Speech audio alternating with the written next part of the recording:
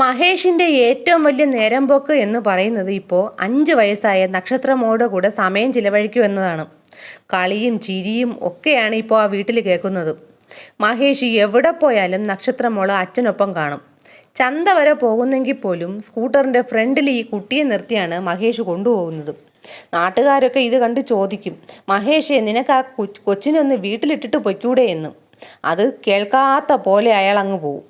ഒരു ദിവസം വൈകുന്നേരം അച്ഛനും മോളും കൂടി ഒളിച്ചു കളിക്കുകയാണ്. ഇതെല്ലാം കണ്ടുകൊണ്ട് അച്ഛമ്മ സുനന്ദ അവിടെ ജോലിയൊക്കെ ചെയ്ത് നിൽപ്പുണ്ട്. കുറച്ച് കഴിഞ്ഞ് നക്ഷത്രമോള് അച്ഛൻ കണ്ണുപൊത്തി എണ്ണുന്നത് കണ്ട് നേരെ ഓടി അച്ഛമ്മ സുനന്ദയുടെ അലമാരയ്ക്കകത്ത് കയറി അങ്ങ് ഒളിച്ചു. 2-3 മിനിറ്റ് ആയിട്ടും അച്ഛൻ വന്ന് കണ്ടുപിടിക്കുന്നില്ല. അതുകൊണ്ട് നക്ഷത്ര പതുക്കെ ആ അലമാര തുറന്ന് അതിനിടെ കൂടി മുറിയിലോട്ടിങ്ങനെ നോക്കുകയാണ്, അച്ഛൻ ആ മുറിയിൽ വന്നോ എന്ന്. ആ കുഞ്ഞ് ആകെ അക്ഷരാർത്ഥത്തിൽ ഞെട്ടിപ്പോയെന്ന് തന്നെ പറയാം. ആ മുറിക്കകത്ത് ആ കുരുന്നിന് കാണേണ്ടി വന്നത് മറ്റൊരാളെയായിരുന്നു. എന്തായിരിക്കും ആ കുഞ്ഞിന് അവിടെ കാണേണ്ടി വന്നത്? ആ വളരെ ട്വിസ്റ്റുകൾ നിറഞ്ഞ സംഭവത്തിലേക്ക് നമുക്ക് പോകാം. ക്രൈം ത്രില്ലർ സ്റ്റോറീസ് കേൾക്കാൻ താല്പര്യമുള്ളവരാണ് നിങ്ങളെങ്കിൽ എൻ്റെ ഈ ചാനൽ ഒന്ന് സബ്സ്ക്രൈബ് ചെയ്യണേ. കൂടാതെ ഓൾ എന്ന നോട്ടിഫിക്കേഷനും ഓണാക്കണേ. Welcome back to Sheeja's creations. മാവേലിക്കരയിലെ പുന്നമൂട്ടിലെ ആനക്കൂട്ടിൽ എന്ന തറവാട്ടിലേക്ക് നമുക്ക് പോകാം. ഇവിടെയാണ് പട്ടാളക്കാരനായ മുകുന്ദനും അയാളുടെ ഭാര്യ നേഴ്സിംഗ് സൂപ്രണ്ടായ സുനന്ദയും താമസിച്ചിരുന്നത്. മുകുന്ദനും സുനന്ദയ്ക്കും 2 പെൺമക്കളും ഒരു മകനുമാണ് ഉള്ളത്. 2 പെൺമക്കളും കല്യാണം കഴിഞ്ഞൊക്കെ പോയി. അതിൽ ഒരു മകള് ഇവരുടെ വീടിൻ്റെ തൊട്ടടുത്ത് ഇപ്പോൾ പുതിയ വീടൊക്കെ വെച്ച് താമസിക്കുകയാണ്. പിന്നെയുള്ളത് മഹേഷ് എന്ന മകനാണ്. അവനും കല്യാണം കഴിഞ്ഞ് ഭാര്യ വിദ്യയുമായി അച്ഛനും അമ്മയ്ക്കും ഒപ്പം ഈ ആനക്കുട്ടി തറവാട്ടിലുണ്ട്. ഇവർക്ക് ഒരു പെൺകുഞ്ഞും ജനിച്ചു, അതാണ് നക്ഷത്ര. എല്ലാവരും ഭയങ്കര സ്വരുമിപ്പോടും സന്തോഷത്തോടും ഒക്കെ ഇങ്ങനെ പോകുകയാണ്. അവിടേക്ക് ഒരു ദുരന്തം വന്നെത്തുന്നത്. ആനക്കൂട്ട് തറവാട്ടിൽ വന്ന ദുരന്തം എന്തെന്നാൽ, വീട്ടിൽ വന്ന ഒരു സുഹൃത്തിനെ ട്രെയിന് കയറ്റി വിടാനായിട്ട് റെയിൽവേ സ്റ്റേഷനിലേക്ക് പോയ മുകുന്ദൻ അവിടെ വച്ച് ട്രെയിൻ തട്ടി മരിച്ചു. ആ മരണം ചില്ലറയൊന്നും അല്ല ആ കുടുംബത്തെ ഒലച്ചത്. അതിനുശേഷം മഹേഷിൻ്റെ സ്വഭാവത്തിൽ വീട്ടുകാർ വലിയൊരു മാറ്റമാണ് കാണുന്നത്. ആരോടും അയാൾ അധികം സംസാരിക്കാതെയായി. എന്തിന്, സ്വന്തം ഭാര്യയോട് പോലും മഹേഷ് അധികം സംസാരിക്കില്ല.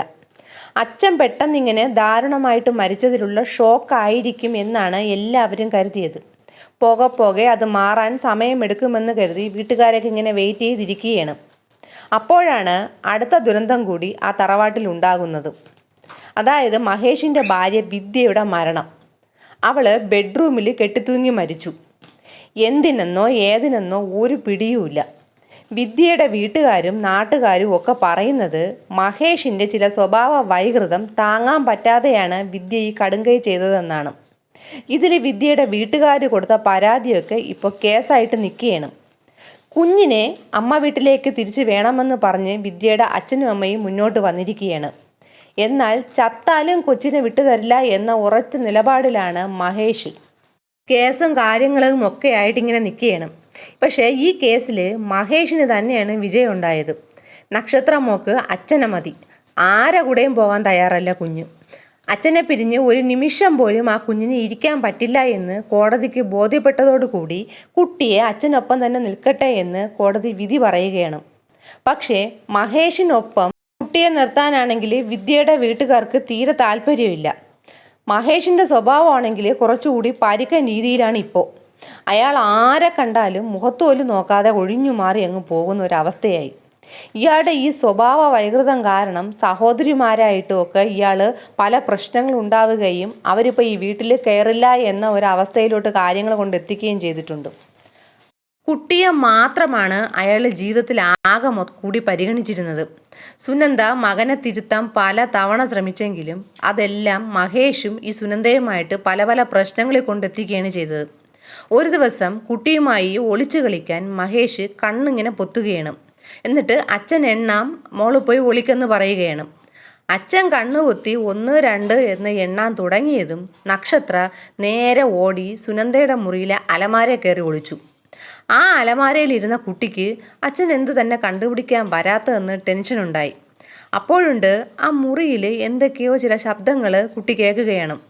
അലമാര പതുക്കെ തുറന്ന് അച്ഛൻ അവിടെ എത്തിയോന്നറിയാൻ നോക്കിയപ്പോഴാണ് ആ കുട്ടി കാണുന്ന ഒരു കാഴ്ച എന്തെന്നാൽ, ഒരു ഭ്രാന്തനെ പോലെ കത്തിയുമായിട്ട് സുനന്ദയെ ആക്രമിക്കാൻ നിൽക്കുന്ന മഹേഷിനെ.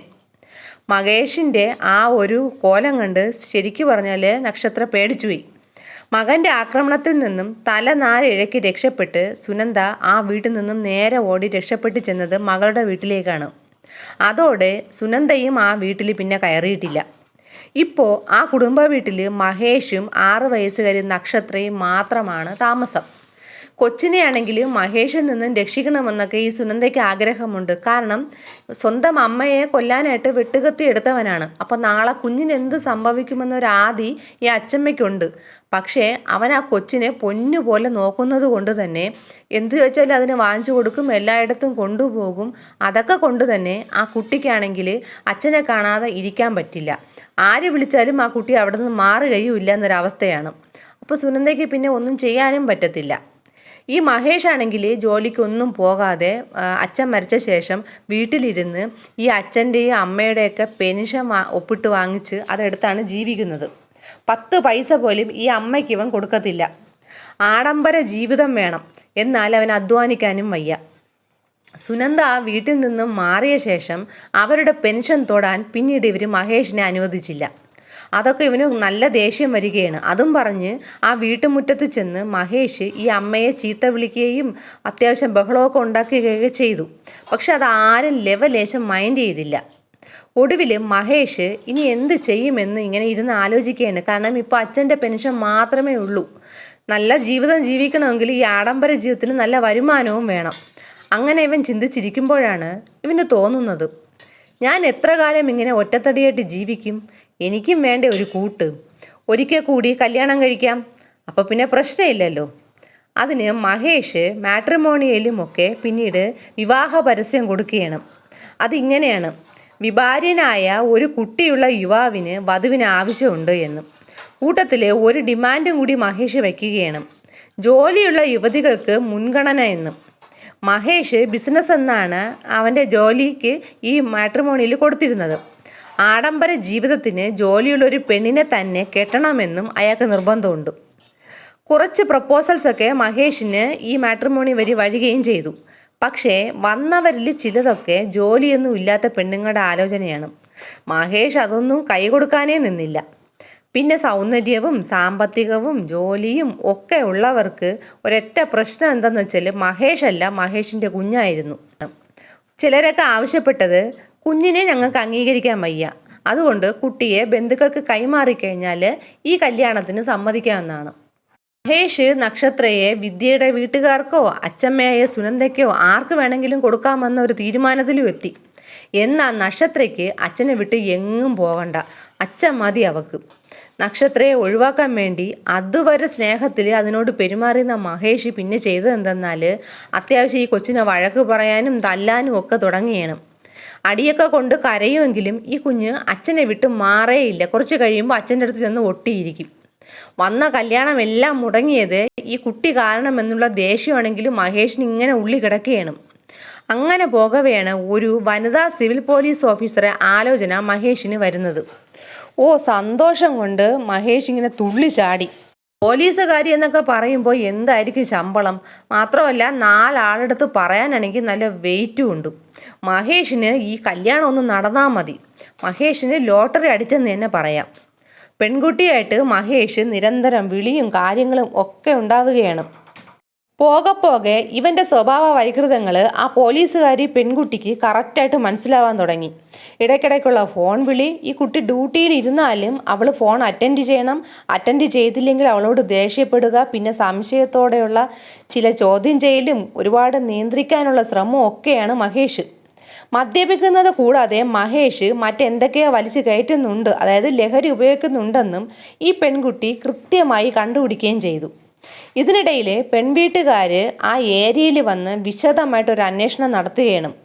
സാധാരണ ചില നാട്ടുകാർ പെൺവീട്ടുകാരായാലും ആൺവീട്ടുകാരായാലും ചുറ്റുപാടൊക്കെ ഒന്ന് അന്വേഷിക്കാൻ വരുമ്പോൾ ഇതുപോലെ നല്ലൊരു സ്വഭാവമുള്ള പെണ്ണില്ല, അല്ലെങ്കിൽ ഇതുപോലെ നല്ലൊരു സ്വഭാവമുള്ള ചെറുക്കനില്ല എന്നൊക്കെ അങ്ങ് തട്ടിവിടും.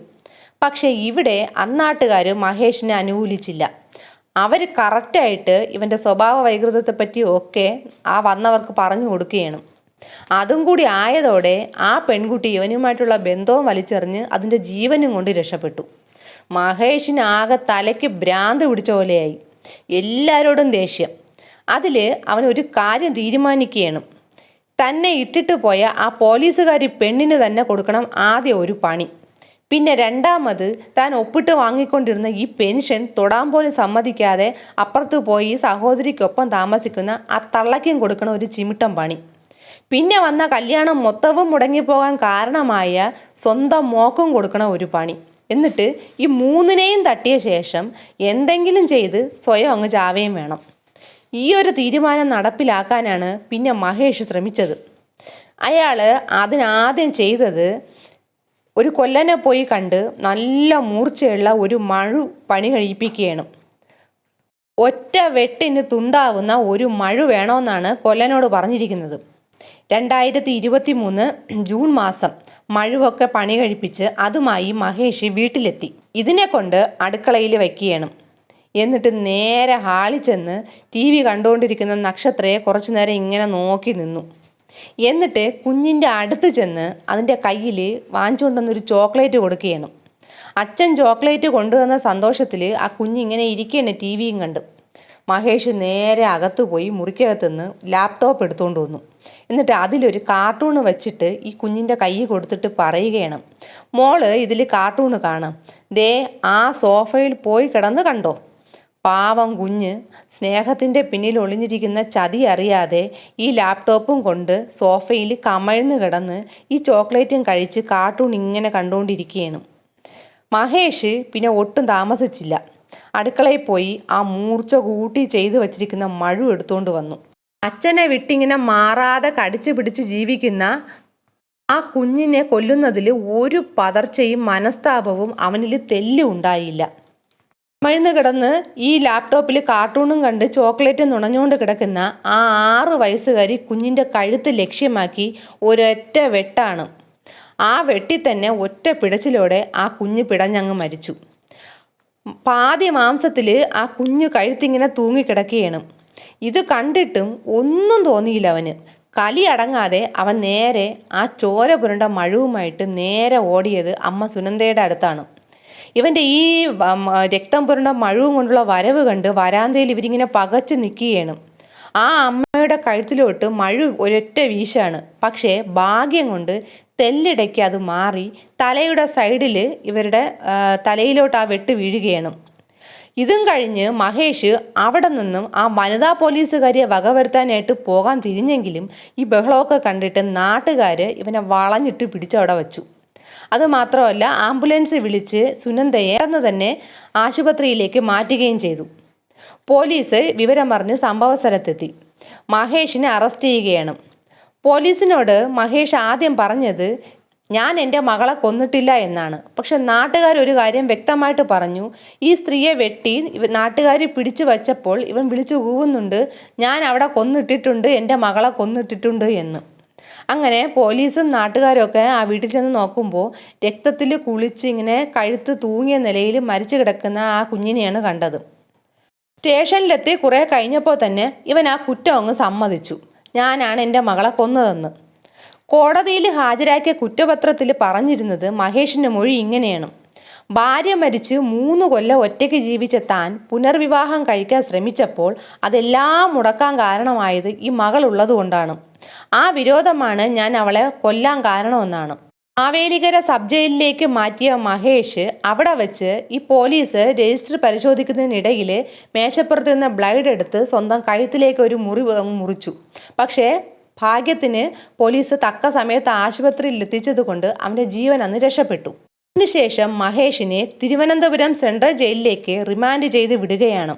2025 ഡിസംബർ 15 വെള്ളിയാഴ്ച അന്ന് കേസിൻ്റെ വിചാരണയ്ക്കായിട്ട് മഹേഷിനെ ആലപ്പുഴ കോടതിയിൽ പോലീസ് കൊണ്ടുവരികയാണ്. കോടതിയിലെത്തിയപ്പോൾ ഇവൻ ഇതെല്ലാം മലക്കം മറിഞ്ഞ രീതിയിലാണ് സംസാരിച്ചത്. താൻ തൻ്റെ മകളെ കൊന്നിട്ടില്ലെന്നും പോലീസ് നിർബന്ധിച്ച് കുറ്റം അടിച്ചേൽപ്പിച്ചതാണെന്നുമാണ് മഹേഷ് പറഞ്ഞത്. ആ കോടതിക്കകത്ത് വിദ്യയുടെ അച്ഛനും അമ്മയും ഒക്കെ ഇരിപ്പുണ്ട്. അതിനുശേഷം തിരിച്ചിവനെ തിരുവനന്തപുരത്തെ സെൻട്രൽ ജയിലിലേക്ക് ട്രെയിനിൽ പോലീസ് കൊണ്ടുപോവുകയാണ്. കൊണ്ടുപോകും വഴി ശാസ്താംകോട്ടയോട് അടുപ്പിച്ചെത്തിയപ്പോൾ മൂത്രം ഒഴിക്കണമെന്ന് പോലീസുകാരോട് മഹേഷ് പറഞ്ഞു. 2 പോലീസുകാർ മഹേഷിനെ കൂട്ടി ടോയ്ലറ്റിൻ്റെ അടുത്തെത്തിയതും ആ 2 പോലീസുകാരെയും ചവിട്ടി തള്ളി മാറ്റിയിട്ട് ഇവൻ ട്രാക്കിലേക്ക് എടുത്തു ചാടി. ഗുരുതര പരിക്കുകളോടെ മഹേഷിനെ ആശുപത്രിയിലെത്തിച്ചു പോലീസ്. പക്ഷേ ICUവിൽ തുടരവേ 2 ദിവസത്തിന് ശേഷം മഹേഷ് മരണപ്പെടുകയും ചെയ്തു. പക്ഷേ ഇതിൽ നാട്ടുകാർ മാധ്യമങ്ങളോട് പറഞ്ഞത് എന്തെന്നാൽ ഇവന് യാതൊരു മാനസിക വിഭ്രാന്തിയും ഇല്ല. ആ പോലീസുകാരി പെണ്ണിനെ കെട്ടാൻ വേണ്ടി നോക്കിയപ്പോൾ അത് മുടങ്ങിയതിലുള്ള ദേഷ്യമാണ് അവൻ ആ കുഞ്ഞിൽ തീർത്തതെന്നാണ്. പോലീസും നേരത്തെ തന്നെ മാനസിക വിദഗ്ധരൊക്കെ കൊണ്ട് ഇവനെ പരിശോധിച്ചപ്പോഴും മഹേഷിന് യാതൊരു മാനസിക പ്രശ്നങ്ങളും ഇല്ല എന്നാണ് ഡോക്ടേഴ്സും പറഞ്ഞിരിക്കുന്നത്. എന്തായാലും 3 ജീവൻ ലക്ഷ്യം വെച്ച് അവനിൽ നിന്നും 2 ജീവൻ രക്ഷപ്പെട്ടത് തന്നെ ഭാഗ്യം. ആ പിഞ്ചു കുഞ്ഞിൻ്റെ മരണം വളരെ നൊമ്പരപ്പെടുത്തുന്ന ഒന്നായി പോയി. അച്ഛനെ വിട്ടുമാറാത്ത ആ കുഞ്ഞിന് ഇങ്ങനൊരു മരണം കൊടുക്കേണ്ടിയിരുന്നില്ല. എന്തായാലും ഈ ഒരു വളരെ നൊമ്പരപ്പെടുത്തുന്ന സംഭവത്തെ പറ്റിയുള്ള നിങ്ങളുടെ അഭിപ്രായം എന്തെന്ന് കമൻറ്റ് ചെയ്യൂ. പുതിയൊരു ക്രൈം ത്രില്ലർ സ്റ്റോറിയുമായി വീണ്ടും വരാം. Thanks for watching.